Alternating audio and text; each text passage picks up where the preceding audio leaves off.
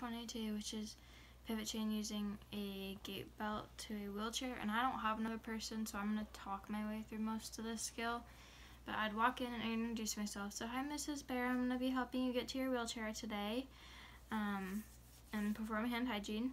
So I'd first start by making sure she's laying down and making sure that the bed wheels are locked and that my wheelchair is locked as well.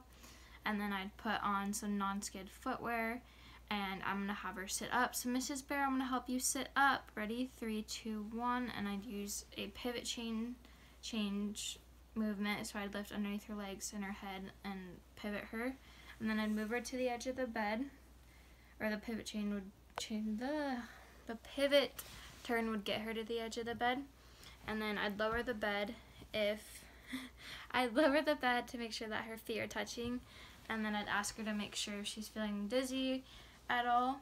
And then I would apply a gait belt around her waist, just above her belly button, making sure that there's 3 inches of room on her back. And then on the count of 3, I would count down and we'd have her stand up and then pivot over to the wheelchair, so I'd move along with her. And then on the count of 3, I'd lower her down into the wheelchair.